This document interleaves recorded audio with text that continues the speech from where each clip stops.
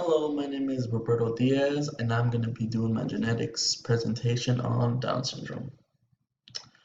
So, what causes Down syndrome? So, normally, human beings with Down syndrome wind up with 47 chromosomes because they get an extra copy of chromosome number 21, as you can see in the picture. This happens when the 21st pair of chromosomes from either the egg or the sperm fail to separate. Um, and that number 21 Down syndrome is usually, they call that chromosome trisomy 21. And like again, this is caused by abnormal cell division during the development of the sperm cell or the egg cell, and it could be diagnosed when the baby's still in the fetus, when they run a chromosome test on the baby, um, or when the baby's born. There's usually some facial characteristics that I will get into this. I will get into. All right. So there's three types of of Down syndrome. I did not know this until I did this research. So the three types are complete translocation and mosaic Down syndrome. So the most common one is called complete trisomy 21. This is the most common chromosomal abnormality seen in children. It accounts for 95% of Down syndrome cases. The extra chromosome comes from the mother 88% of the time, and the remainder of 12% is from the father. And the other type of Down syndrome is called translocation. This occurs when two chromosomes, one of which is number 21, joins together at the ends, creating two independent number 21 chromosomes, as well as a number 21 chromosome attached to another chromosome. Um, Hence the word translocation. The last form of Down syndrome is called mosaic trisomy 21, and it's a rare form of Down syndrome, which accounts for just 2 to 3% of cases. And what it is that only some cells have an extra copy of the chromosome 21, excuse me. Individuals with this type of Down syndrome can have either all the features, none of the features, or lie somewhere between. Features as in like the physical or the symptoms, health conditions that go with this disease. So, what are the symptoms of the disease? And more like not symptoms. This is more like the physical aspects of people with Down syndrome. So children and adults with Down syndrome have distinct facial features, though not all people with Down syndrome have the same features, but here are the most common ones I'm about to tell you right now. So it's a flattened face, a smaller head, a shorter neck, a protruding tongue, just like that baby picture, so cute. Upward slanting eyelids, unusually shaped or small ears, poor muscle tone, and usually another aspect of the syndrome is that they're usually shorter. They usually like with the babies, they may be average in size, but as they get older, their range of like the height differences is it's slower. They grow slower due to this disease, compared to other people that are their own age. So yeah. So these are like health conditions frequently found with Down syndrome. So this can be, I mean, like I said, symptoms. So it'd be heart disease, hearing problems, intestinal problems, eye problems, thyroid dysfunctions, dementia. Usually, the dementia I read about usually is kind of linked to Alzheimer's. So they're more prone to develop Alzheimer's. And infectious diseases due to their weaker immune system of people with Down syndrome. All right, so for Down syndrome, unfortunately, there's no cure, but there's only treatment therapies.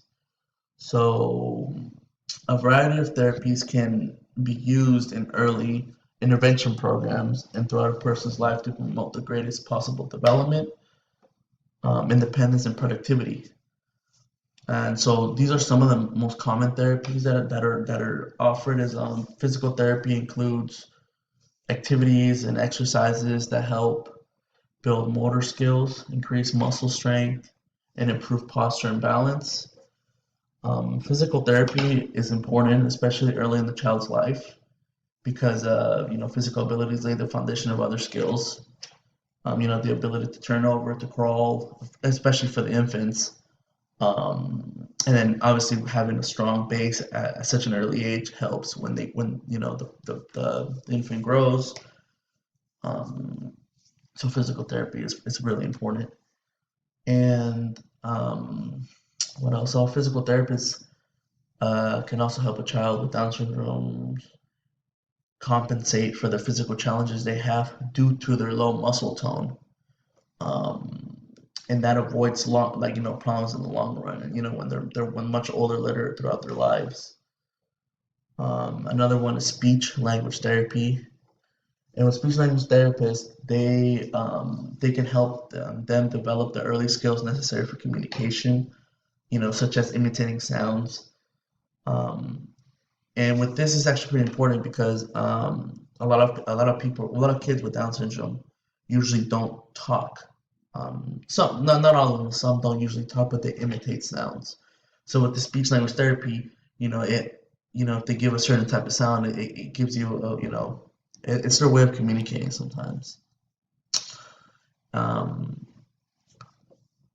and occupational therapists help find ways to adjust to everyday tasks, um, and condition to match a person's needs and abilities. This type of therapy teaches self-care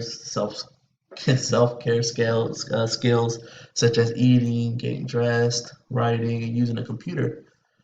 Um, an occupational therapist might offer special tools that can help improve everyday functions, such as a pencil that is easier to grip. Even that would help them. So at a higher, like at the high school level, it can help the teenagers identify jobs, careers, or skills that match their interests and their strengths. So that's more when they're older. Um, and also, there's also emotional behavioral therapies, usually useful for desirable and undesirable behaviors, because that's what sometimes some kids with Down syndrome, they develop behaviors, and it's not their fault. It's just I feel like, they also get a lot of anxiety, and that also has to do a lot by influences the way they act. Um, because children with Down syndrome may become frustrated because of lack of communication, and they also may have an attention deficit disorder and other mental health issues. So these types of therapists try to understand why a child is acting out, create ways and strategies for avoiding or preventing these situations from occurring. And a psychologist and counselor, other mental health professionals can also help the child deal with emotions and building and coping skills. So it's literally, like it's an early intervention, start early. When the kid is young, and then later helps if you like build a strong base, it's way better for them in the long run when they're older, and they want to help them get through everyday life. Um, so yeah, so financial considerations. Um, so most children with Down syndrome are eligible for free, appropriate public education under federal law. It's called the IDEA, the Individuals with Disabilities Education Act. So it's free education for them because they do require a special type of education. So that's also really helpful thing for parents, obviously.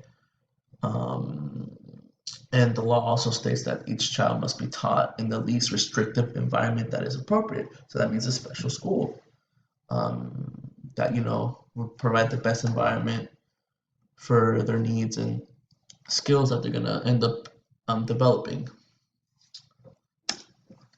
So this is helpful information. The one to the left of the screen is the Early Childhood Technical Assistance Center. That's a main website where you can literally find everything you need to know about Down syndrome.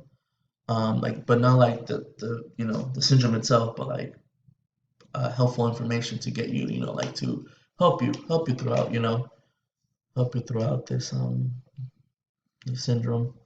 And to the right is actually a website of achievement centers for children in Ohio, around here, around Cleveland, and they're really well known. And I provided links, because I honestly found this very interesting. I personally decided to talk about Down syndrome because I have a close family friend. His son has Down syndrome, and he did not know what to do. He was so scared if he couldn't afford it to take care of him and everything. But information brochures like these, they really helped him out. And right now, his kid is doing great. Again, a lot of therapies, and unfortunately, there's no cure to this. And it also isn't inherited. Uh, it's a mutation. It's a gene mutation. But anyways, looks like I'm done. These are my references. So thank you so much for your time and have a great day.